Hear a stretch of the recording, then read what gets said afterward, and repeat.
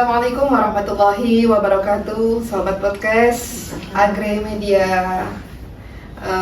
Insyaallah kita hari ini akan mengadakan podcast tentang hadis. Beliau, kita kedatangan tamu, guru besar kita di tempat kita ini. Insyaallah dimuliakan oleh Allah karena kedatangan orang alimah yang akan membagikan ilmu kepada kita semuanya tentang tema kita kali ini tentang hadis di era scroll di media sosial yang sangat viral, yang sangat maju. Maka kita butuh ilmu beliau ini bagaimana untuk kedepannya menghadapi berdakwah melalui media. Kali ini kita akan berbincang dengan beliau, guru besar kita, Profesor Elizar. Selamat datang di kediaman kami. Mudah-mudahan memberi keberkahan buat kami, memberikan ilmu manfaat buat kami semuanya tentang ilmu hadis. Scroll sedikit viral. Maka kita bagaimana sih kita ini menghadapi pembelajaran hadis tapi lewat scroll yang sangat simpel, singkat itu. Apa sih perbedaan hadis dan sunnah? Nah, nanti kedepannya biar agak lebih jelas kedepannya bagaimana itu kita menyikapi. Karena semua tahunya kalau sunnah itu pasti ada di hadis. Dan sedangkan hadis itu ada yang dhaif, ada yang maudhu, ada yang mutawatir dan lain sebagainya. Mungkin Ibu bisa menjelaskan tentang sunnah, perbedaan sunnah dan hadis, dan soal-soal selanjutnya nanti akan menyusul. Terima kasih. Assalamualaikum warahmatullahi wabarakatuh. Waalaikumsalam warahmatullahi wabarakatuh. Bahagia ketemu dengan mahasiswa ya. Tidak ada mantan mahasiswa. Nggak ada mantan. Terima kasih kesempatan hari ini. Saya juga berterima kasih kepada Agre Media yang sudah menyediakan waktu untuk kami bisa bersama-sama di kegiatan ini. Memang kalau bicara tentang hadis dan sunnah, di awal itu antara hadis dan sunnah sih tidak ada perbedaan ya. Jadi tidak ada yang menanyakan apakah hadis sunnah atau sunnah hadis gitu. Tapi dalam perjalanannya kemudian para ulama membedakan antara hadis dengan sunnah. Karena seperti yang disampaikan tadi, ketika bicara tentang hadis, maka ada hadis-hadis yang tidak boleh diamalkan, sementara sunnah itu adalah sesuatu yang memang harus diamalkan, dan itu diamalkan oleh Rasulullah dan para sahabat-sahabat serta tabi'in gitu. Jadi kalau kita mau katakan, kalau dari definisi yang ada di kitab sih itu sama saja ya antara hadis dan sunnah gitu. Segala sesuatu yang disandarkan kepada Rasulullah, baik itu perbuatan beliau, perkataan beliau, ataupun takrir terhadap apa yang dilakukan oleh sahabat di hadapan beliau gitu. Bahkan ulama hadis itu semuanya, termasuk sifat-sifatnya, gaya hidupnya, cara bicaranya, cara jalannya, semuanya dari ulama hadis itu kalau bisa ya, kalau kita bisa mengikuti ya kita ikuti, itulah sunnah juga gitu. Nah tentu saja ketika bicara hari ini yang dikatakan sunnah itu adalah hadis yang sudah masuk dalam kategori makbul. Nah, jadi yang sudah boleh diamalkan dan sudah boleh diajarkan. Sementara hadis-hadis yang dalam kriteria mardud, nah, misalnya dhaifnya berat nih, kalau dhaifnya ringan, selama masih ada ulama yang mengatakan hadis ini masih bisa diamalkan untuk memotivasi biar rajin ibadah, karena kita manusia masih punya sifat seperti itu ya. Rasulullah dan Allah juga Maha tahu, hampir banyak di ayat kita diberi kalau melakukan ini akan mendapatkan ini gitu kan. Nah, maka ada sebagian ulama yang memperbolehkan selama hadis itu masih ada ulama yang mengatakan hadis itu bisa dipakai, maka bisa dipakai. Meskipun itu hanya untuk memotivasi untuk beramal. Tapi ketika bicara sunnah tentu saja tidak masuk ke situ ya. Yang sudah hadis-hadis yang makbulah, yang memang sudah memenuhi kriteria diterimanya suatu hadis. Terima kasih Bu paparannya. Jadi kita bisa membedakan sekarang bagaimana apa maksudnya hadis dan apa maksudnya sunnah. Insya Allah dari awal emang sudah diterangkan sunnah dan hadis itu kalau dalam pengertian kita ya sama. Cuman dalam prakteknya emang kalau sunnah itu yang benar-benar sudah kriterianya sudah masuk ke makbul gitu. Kecuali hadis-hadis yang mardud, yang maudhu'nya kalau emang hanya bisa untuk memotivasi, bisa untuk diamalkan selama itu masih ada ulama yang mengatakan membolehkan gitu. Kasih Ibu. Untuk selanjutnya kayak ini pertanyaan-pertanyaan dari yang datang itu bagaimana Ibu kayak fenomena budaya scroll di era digital ini. Bagaimana sih kita ini berdakwah melewat media ini, itu tentang hadis ini. Selama ini kan hadis kayak simpel Bu, kayak ana indadzan abdi israt. Nah itu nanti ada di situ kalimat sebenarnya kita bersandar kepada hadis itu, cuma kayak motivasi di situ kan berarti kita harus berpikir positif dan lain sebagainya, itu sebenarnya ada sandarannya. Mungkin Ibu bisa memaparkan bagaimana sih untuk saat ini melihat fenomena scroll gitu. Ya, kita hidup di dunia digital, dunia di telapak tangan kita. Jadi dalam pembelajaran termasuk hadis juga harus kita manfaatkan. Nah, cuman bagi pengguna tentu saja harus memilah dan memilih. Kita tidak menghindari untuk pembelajaran termasuk hadis, termasuk Al-Quran, karena memang kalau di anak-anak generasi hari ini itu mereka lebih suka daripada baca kitab, buka di halaman berapa, bab berapa, juz berapa. Sementara hadis itu kita Bukhari saja sampai juz 4 gitu kan, dan tidak menarik gitu, meskipun mereka ingin belajar gitu tapi kok ribet amat gitu ya. Maka kita manfaatkan media yang ada, meskipun itu harus dengan singkat ya, tapi harus memilih. Bagi pengguna itu harus memilih siapa yang mengisi kontennya gitu. Jadi jangan hanya terpaku kepada yang banyak followersnya. Maka ya harus kita lihat ini yang punya kapasitas atau tidak gitu. Apalagi dengan tidak menyebut, misalnya kalau kita lihat kalau di YouTube misalnya Ustadz Adi Hidayat kan, beliau kan hadis nomor riwayat siapa, nomor berapa, juz berapa, bahkan berapa jalurnya pun disampaikan gitu ya. Nah kalau untuk belajar, tapi YouTube itu kan panjang ya, tidak semua orang juga siap sampai setengah jam atau 1 jam gitu kan. Anak-anak sekarang kan scroll yang sekian menit itu kan, detik bahkan. Sekian detik itu. Bagi pembuat konten saya kira tetap harus, kalau memang itu hadis ya mungkin pakai rumus ya. Misalnya Bukhari, nomor sekian kan, tidak terlalu panjang juga gitu kalau itu memang hadisnya dari Bukhari, atau Muslim, Mim gitu ya, karena itu sudah dicontohkan juga oleh penulis kita sebelumnya yang membuat kita mudah mencari hadis dan mentakrir hadis itu dengan rumus-rumus. Dia hanya menyebut angka, kalau itu pakai bab ya bab, nomor gitu.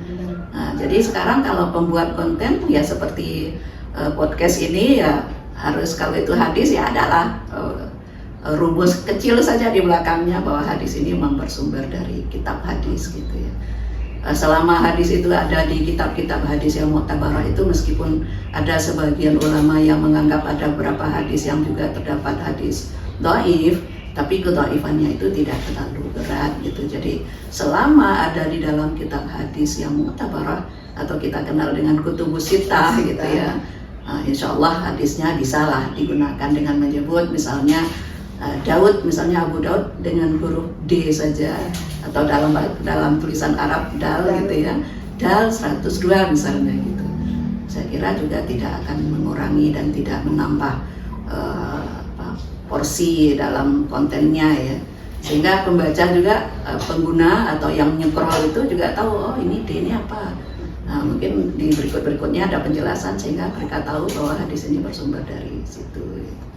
Karena jangan sampai upaya ulama terdahulu yang jungkir balik untuk satu hadis saja, Imam Bukhari itu menghabiskan waktu 1 bulan untuk mengkonfirmasi apakah hadis yang beliau terima dari guru beliau itu sama dengan yang diterima oleh teman gurunya, karena guru beliau mengatakan hadis ini juga didengar oleh teman saya, dia tinggal di sana. Imam Bukhari itu 1 bulan perjalanan ke sana bolak-balik itu perjalanan PP untuk konfirmasi satu hadis. Saja. Itu bukan apakah hadis itu sahih atau tidak, apakah yang disampaikan oleh guru saya, bukan tidak percaya dengan guru beliau, tapi untuk menambah keyakinan. Seperti Nabi Ibrahim ketika bertanya mencari Tuhan, ya percaya gitu. Nah itu, jadi jangan sampai upaya ulama sebelumnya itu hilang dengan hanya kalau kita mencukupkan memilih, apalagi tengahnya, awalnya, akhirnya tidak utuh, tidak utuh hadisnya. Nah, ditambah lagi dengan pemahaman yang mungkin sedikit dipaksakan gitu kan, sesuai dengan konten yang lagi rame misalnya. Nah ini harus hati-hati juga pembuat podcast agar karena dalam hadis itu kan tidak hanya matan hadis, tapi juga fiqhul hadis, fahmul hadis, gitu kan. Nah, jadi memang untuk hadis agak sedikit berhati-hati gitu ya kalau kita buat konten lewat podcast yang bersumber dari hadis. Bukan berarti tidak boleh menggunakan, tapi tetap dalam koridor yang jangan sampai kemudian pembaca yang nyekrol kemudian salah paham apa yang pesan dipotong ya. Karena mereka mungkin karena baca singkat, kita sampaikan singkat, kemudian dia baca, mungkin yang pembuat sudah memahami bahwa ini konteksnya sebenarnya ini gitu, tapi untuk yang baca nggak semuanya konteksnya tidak sesuai dengan konteks yang penulis sampaikan gitu. Jadi kalau memotong itu sebenarnya ya tidak dianjurkan sekali ya Bun ya, ya untuk masalah hadis ini sebenarnya kan kayak orang memahaminya itu kan terputus-putus, cuman yang terjadi fenomena sekarang ini benar-benar hadis itu terputus-putus. Bahkan apa itu hadis sahih, apa Bukhari dari keluaran dari siapa itu jarang sekali Bun yang penuh ya. Hadis itu dipotong apa sesuai dengan temanya atau sesuai dengan keadaannya dia sekarang. Kadang itu orang juga memahami hadis untuk kebutuhannya. Jadi menghalalkan sesuatu yang dia inginkan. Kadang ini ada hadisnya. Nah, yang seperti itu dan sekarang ini bahaya sekali. Scroll tadi itu simpel, padat. Ini ada kok hadisnya, boleh. Oh, ini hadisnya ini. Nah, yang seperti itu Bu, mungkin bisa diberikan arahan untuk benar-benar tidak menggunakan, atau kalau emang tidak dianjurkan ya apa sih mudaratnya untuk kedepannya ketika kita ini memotong hadis-hadis yang sesuai dengan kebutuhan. Nah, itu Bun. Iya.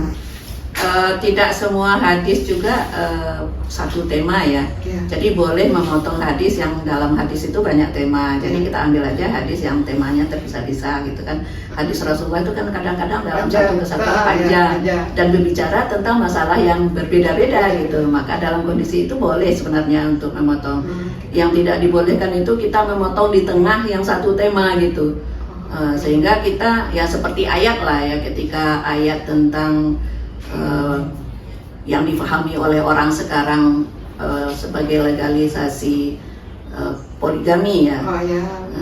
Kan ayat itu ada insyartiyahnya, wa yakhiftum alla tuqsitu fil yatama fankihu. Nah, jadi upahnya itu kan jawab terhadap yang di depan gitu. Nah, tapi sekarang kan dipotong orang gitu. Sunnah itu. Ada loh di dalam ayat fankihu ma itu yang seperti itu. Padahal di depannya wa yakhiftum alla tuqsitu fil yatama itu enggak dibaca gitu kan. Nah, gitu juga hadis ketika dipotong tapi akan merubah konteks hadis, maka itu berbahaya. Maka seharusnya sependek-pendeknya ya diupayakan lah ya, malah panjang-panjang ya. Malah di akhirnya siapa yang men-share kepada 10 berarti satu orang bisa 10. Seperti itu. Nah itu memang itu kita harus pilih-pilih lah ya. Karena kalau hadis dhaif seperti yang Ibu katakan tadi itu ya mungkin kemungkinan Rasulullah bersabda itu masih ada. Karena hadis itu dhaif disebabkan oleh para periwayat yang bermasalah gitu kan. Nah, tapi kalau hadis maudhu itu kan jelas-jelas sekali tidak ada. Rasul tidak pernah mengatakan, Rasul tidak pernah melakukan. Kesalahan kita ketika kita mengatakan Rasul melakukan, kemudian Rasul mengatakan, kemudian diikuti orang, maka tanggung jawab paling berat itu di kita. Dari mana tahu baca ini? Siapa yang buat seitu gitu kan? Nah, ketika itu diamalkan dan tidak benar, maka tanggung jawabnya kepada yang menyampaikan kan.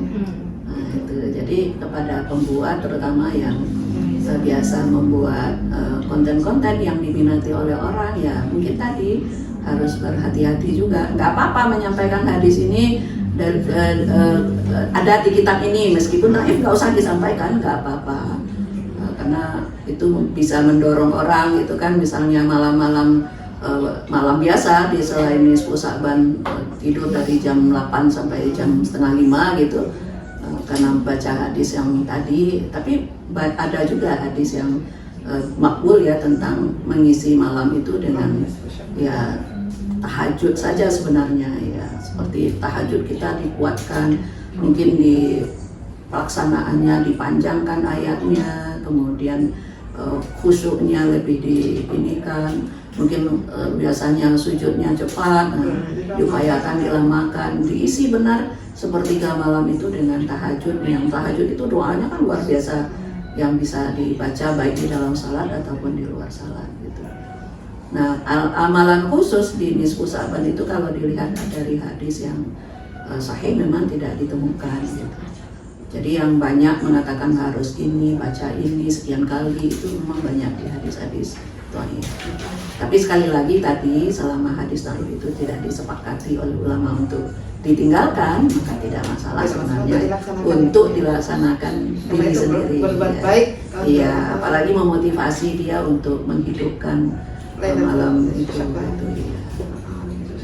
Ya, karena mengisi malam itu kan sebenarnya bukan di nisfu Sa'ban saja kan.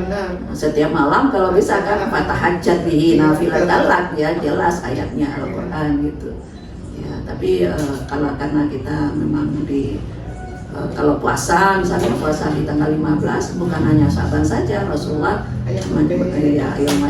di setiap bulan gitu kan, bukan hanya Sa'ban. 13, 14, 15. Iya, seperti itu.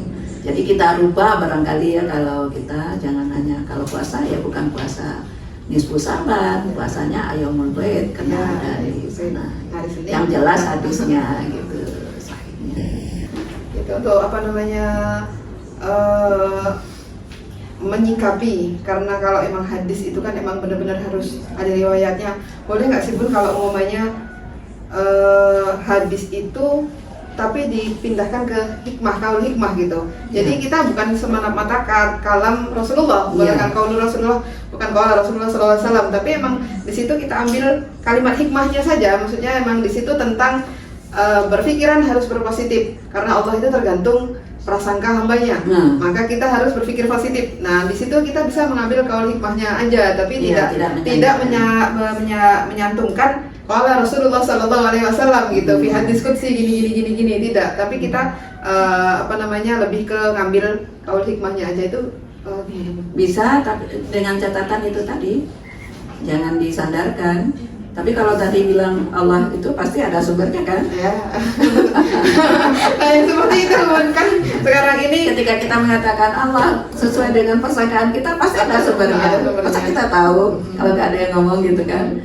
Nah, gitu. Jadi kalau memang seperti itu ya tetap saja disampaikan persis lah. Walaupun mau diambil di kontekskan sekarang itu ya nggak jauh-jauh gitu kan. Kalau tadi kan berpikir positif itu kan memang dari isinya kan memang seperti itu. Jadi kalau kita berlari kita berjalan, Allah berlari itu kan dalam konteks satu barisan itu kan satu hadis gitu. Tidak masalah sebenarnya. Saya juga menjadikan moto saya sebenarnya hadis, tapi saya tidak pernah mengatakan Rasulullah bersabda. Jadi moto saya dari dulu itu laisal ghina ghinal mal walakinnal ghina ghinan nafs. Itu kan hadis sebenarnya. Tapi tidak seperti itu bunyi hadisnya. Nah, cuman saya lebih memotivasi diri saya, jangan cari harta yang banyak, tapi isilah dirimu dengan hal-hal yang bermanfaat. Pasti hartanya nanti ngikut sendiri. Terbukti ini. Sahabat semua, masya Allah kalau mengamalkan apa yang Rasulullah ajarkan, insya Allah ya terbukti ngikut sendiri itu semuanya akan hal itu. Untuk bahayanya tentang hadis tanpa sanad, tanpa rujukan yang valid di era digital ini, apa ya Bun ya, di ruang digital ini tuh tanpa sanad, tanpa ini apa bahayanya, seberapa bahayanya ketika kita ini mengeluarkan hadis atau apa tanpa sanad, tanpa sanad yang valid lah gitu, tanpa rujukan yang jelas gitu ya, share-share aja gitu seberapa bahayanya gitu untuk hal ini. Iya, sebenarnya ketika hadisnya disampaikan persis tanpa sanad pun tidak masalah untuk yang kita sampaikan pendek-pendek ya. Dalam tadi apa istilahnya tadi daripada salah lagi? Apa? Podcast. Podcast tadi. Podcast. Nah itu bisa, nggak apa-apa selama matan hadisnya itu persis. Nah cuman sekali lagi dalam hadis itu tidak cukup matan, Iya. tapi juga fiqhul hadis. Jadi ada hadis Rasulullah itu menggunakan bahasanya seperti bahasa pinjaman gitu ya, i'jaz ya. Kok i'jaz? Iya. Bukan. Dalam bahasa Arabnya apa sih? Biasa disebut kok jadi lupa. Bahasa yang menggunakan bahasa lain tapi maksudnya berbeda gitu. Balaghah. Isti'arah ya apa itu? Isti'arah. Yang Balaghah isti'arah. Iya. Nah seperti yang banyak disalahpahami oleh orang bahwa perempuan tercipta dari tulang rusuk itu kan. Itu kan dipahami benar bahwa perempuan tercipta dari tulang rusuknya gitu. Padahal hadis itu bicara bukan tentang kejadian, tapi Rasul berbicara istausu bin nisa, hai para lelaki atau suami, ajarilah istrimu. Ya. Karena istrimu itu diciptakan dari tulang rusuk. Dibiarkan dia akan tambah bengkok, kalau dipaksa maka akan patah. Patahnya terjadi perceraian, itu jarang dibaca orang. Hanya tik di koma di Koma tulang rusuk pokoknya gitu. Iya. Padahal itu kan bagaimana cara suami itu fahmul hadis ya. Iya. Gitu. Kalau kita hanya mengatakan ambil potong bahwa wanita itu khuliqa min dilain, diciptakan dari tulang rusuk, maka yang dimaknai di situ adalah kejadian, Ya, benar. awal kejadian. Padahal di situ Rasulullah menyamakan menghadapi istri itu sama dengan menghadapi barang bengkok. Kalau mau diluruskan harus pelan-pelan, punya kiat, ada cara tersendiri gitu. Kalau dipaksa, jangan berharap berubah, malah patah. Pulangkan saya ke rumah orang tua saya. Nah kan itu pesan hadisnya. Lah ditangkap orang, perempuan tercipta dari tulang rusuk karena hanya makan doang. Jadi tak bisa memang dalam hadis itu ya tadi solusinya sebelum diisi, sebelum dijadikan sumber konten itu konsultasi dulu. Mungkin diambil lah siapa gitu ya. Nggak usah dibayar, saya boleh lah kalau ada nanti agree mau ada hadis mau dibuatkan. Pun hadisnya boleh jadi berarti sama bareng saya boleh. Solusinya seperti itu, memang harus dikonsultasikan dulu lah dengan ahlinya. Nggak apa-apa tanpa sanad, asal memang matanya jelas dan fahmul hadisnya atau fiqhul hadisnya sesuai. Rasul itu nggak selalu bahasanya sesuai dengan yang beliau tulis, kadang-kadang sesuai dengan konteksnya. Misalnya cobalah hari ini hadis tentang bahwa kita lebih tahu dari Rasulullah. Siapa yang hafal hadisnya? Ustaz Yulianti masih ingat? Yang Ustaz Lutfi masih ingat? Bahwa kita lebih tahu daripada Rasulullah tentang urusan dunia. Rasulullah itu lewat di depan petani kurma. Beliau bertanya, hai petani kurma, kenapa kalian kawinkan itu kurma? Biarkan saja seperti pokok-pokok lainnya, tanaman lainnya, nggak perlu dikawinkan, kan Allah ngawinkan sendiri. Lewat angin, lewat binatang ternak, binatang yang mengisap madu gitu kan. Antum a'lamu bi umuri dunyakum. Cobalah diterjemahkan orang sekarang apa? Difahami orang sekarang apa? Padahal hadis itu tentang profesionalitas petani yang paham tentang pertanian, pedagang yang paham tentang perdagangan. Nah Rasul pas panen lewat lagi, kenapa kurma kalian kok buahnya nggak seperti biasa? Kan baginda Rasul bilang jangan dikawinkan, jadi kami nggak kawinkan. Keluarlah hadis beliau bahwa kalian lebih tahu dengan urusan dunia kalian. Itu dunia di situ bukan dunia, tapi profesi.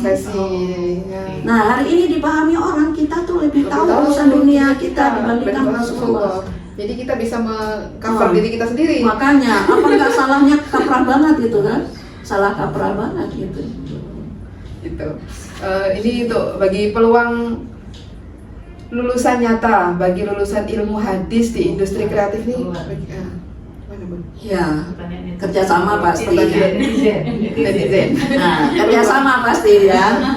Jadi lulusan ilmu hadis perlu hari ini yaitu tadi biar menjadi tim ahli. Kan di dalam membuat suatu apapun ya, termasuk yang seperti kita hari ini kan tidak sendirian. Nah, maka lulusan itu bisa digunakan sebagai tim ahli ketika ada yang buat gitu. Jadi peluang untuk mahasiswa prodi ilmu hadis itu semakin besar dengan kemajuan ilmu pengetahuan dan teknologi hari ini. Ketika nanti ada persyaratan bahwa yang bisa share, yang bisa di-sharekan gitu. Sekarang banyak Berani, yang iya. berani share tentang hadis gitu Bun. Iya. Jadi itulah apa namanya. Nah itu insya Allah ke depan ya seperti penulisan buku ya, penulisan buku yang ada ayat dan hadisnya kan sekarang harus lewat tim verifikasi apakah sudah benar atau belum. Nah walaupun beberapa penerbit mudah-mudahan Agri menggunakan ya, kalau ada hadis ayat itu mungkin perlu dikirim dulu ke timnya apakah sudah benar atau belum, karena nanti bahayanya itu orang sudah membaca kemudian dipahami seperti apa yang kita tulis dan mereka amalkan. Nah itu mandala si Vera hasanah hasanatan falahu ajrun wa ajru man amila biha. Begitu sebaliknya, kalau salah kita menunjukkan kemudian diamalkan orang maka kita dapat dosa, tidak mengurangi dosa orang yang dengan satu kata di buku tadi jadi jariahnya jelek. Jariah atau amal jariah yang benar gitu. Jadi anak-anak yang di prodi ilmu hadis nggak usah khawatir hari ini, tapi dia harus buat link, tunjukkan bahwa saya bisa. Jadi bukan hanya dokter aja yang bikin ahli paru-paru, Nah, tapi kita juga bisa bikin pamflet ahli hadis. Nah itu kan sekarang itu kita sampaikan di pusat itu, kenapa dokter S1 saja sudah bisa. Gitu. Apa namanya, untuk pertanyaan selanjutnya Bun, apakah media sosial ini bisa menjadi sarana efektif dakwah? Nah, gitu. Ya, tadi kita hidup di hari ini memang tidak boleh enggak, harus. Walaupun ada dampak negatifnya, maka usaha kita bukan menghindari, kita gunakan tapi dihilangkan dampak negatifnya. Ya caranya mungkin seperti itu.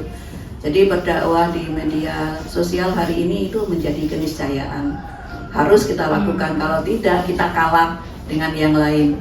Jangan sampai nanti malah yang lebih menang di pasaran itu iklan-iklan. Sementara ajaran Islam, ajaran Islam itu kemudian tidak sampai kepada masyarakat. Walaupun ada dai-dai yang konvensional masih di masjid, di tempat tertentu gitu. Tapi anak-anak hari ini kan tidak bertahan tuh.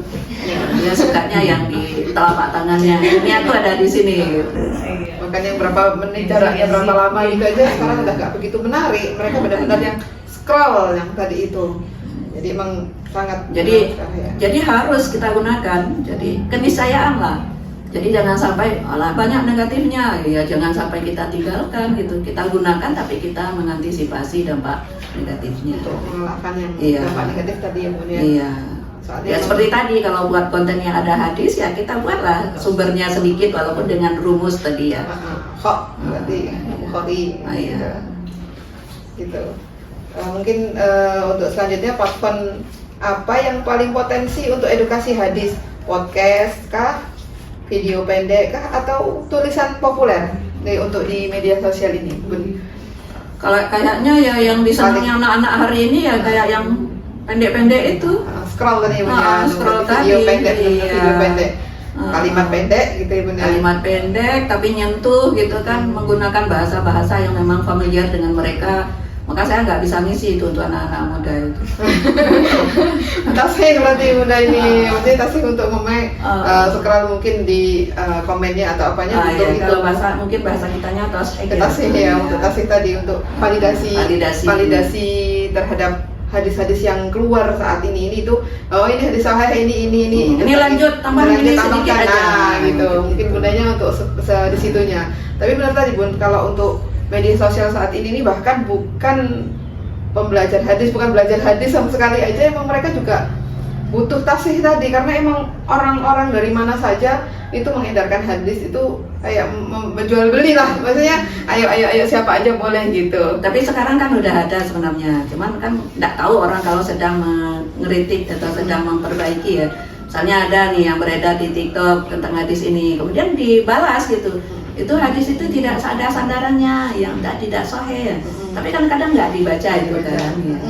Walaupun ada gitu. Padahal hari ini ada memang ada yang tugasnya untuk memberikan koreksi lah ya. Sudah ada. Jadi misalnya hadis tentang nisfu Sa'ban yang banyak digandrungi oleh orang tentang baca ini maka akan ini, itu udah ada penjelasannya. Nah, bahkan ada yang menghadirkan 3 tokoh sekaligus dijejer-jejer. Ada Adi Hidayat di situ, ada Abdul Samad, ada siapa, mereka yang memang punya kompetensi itu disandingkan. Cuman kan jarang yang kemudian apa kata ustaz ini kan jarangnya benar-benar. Nah, tapi mungkin anjuran kita kepada pemakai yang suka scroll itu ya tadi, jangan percaya satu sumber gitu. Jangan percaya satu sumber, harus dipilah-pilah kita sendiri yang bisa memanage kita sendiri gitu. Itu tidak bisa dengan satu sumber saja untuk jadikan pedoman. Iya, harus lihat yang lain juga bicara tentang hal yang sama. Itu satunya membolehkan, satunya ya ini yang terjadi.